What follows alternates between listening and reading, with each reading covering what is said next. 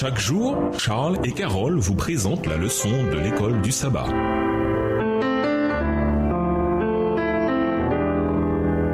Bienvenue dans votre émission Dieu nous parle. Nous voilà à la leçon de jeudi. En enfer, un homme en bonne santé. Lisons Marc 9, les versets 42 à 50. Qu'est-ce qui relie entre eux les enseignements de Jésus dans ce passage? Marc 9, les versets 42 à 50. Mais si quelqu'un scandalisait un de ces petits qui croient, il vaudrait mieux pour lui qu'on lui mît au cou une grosse meule de moulin et qu'on le jetât dans la mer. Si ta main est pour toi une occasion de chute, coupe-la. Mieux vaut pour toi entrer manchot dans la vie que d'avoir les deux mains et d'aller dans la géhenne, dans le feu qui ne s'éteint point. Si ton pied est pour toi une occasion de chute, coupe-le. Mieux vaut pour toi entrer boiteux dans la vie que d'avoir les deux pieds et d'être jeté dans la géhenne, dans le feu qui ne s'éteint point. Verset 47. Et si ton œil est pour toi une occasion de chute, arrache-le. Mieux vaut pour toi entrer dans le royaume de Dieu n'ayant qu'un œil que d'avoir deux yeux et d'être jeté dans la géhenne, où leur ver ne meurt point, où le feu ne s'éteint point, car tout homme sera salé de feu. Le sel est une bonne chose, mais si le sel devient sans saveur, avec quoi l'assaisonnerez-vous? Au premier abord, ce passage semble être une collection de divers enseignements de Jésus, compilés sans aucune logique. Mais à y regarder de plus près, on voit que chaque enseignement successif a un lien lexical avec le précédent. Le passage tourne autour de trois termes principaux qui font progresser l'enseignement de Jésus: faire tomber dans le péché, feu et sel. Le premier enseignement concerne l'un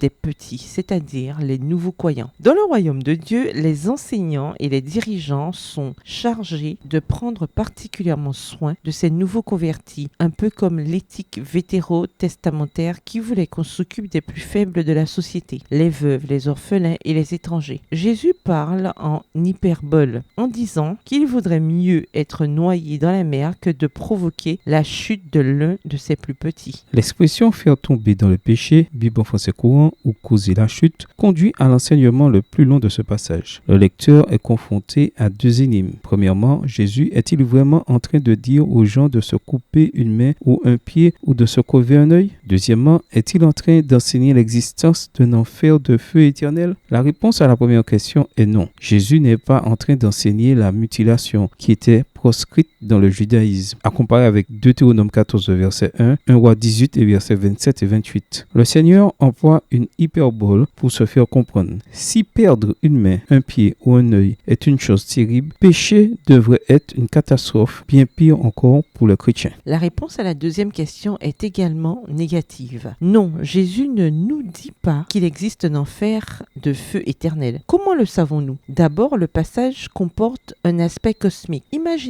un peu les estropiés qui entreraient dans la céleste cité avec un seul œil, un seul pied ou une seule main. Imaginez ensuite ceux qui vont en enfer indemnes. Le contraire ne serait-il pas plus logique? C'est de l'humour. Le fait que Jésus fasse de l'humour sur un sujet aussi sérieux nous amène à comprendre que Jésus exprime une idée au moyen d'une hyperbole. Le péché doit être pris très au sérieux, au point de se dire qu'il vaut mieux perdre une main, un pied ou un œil plutôt que de pécher. Quant à l'enfer éternel, ce sont ses conséquences qui sont éternelles et non le feu lui-même. Car Dieu a tant aimé le monde qu'il a donné son Fils unique afin que quiconque croit en lui ne périsse pas mais qu'il ait la vie éternelle. Jean 3, verset 16, version Colombe. Ceux qui sont perdus ne se consument pas éternellement. Ils périssent à jamais. C'est très différent. Au revoir. Et à demain si Dieu veut.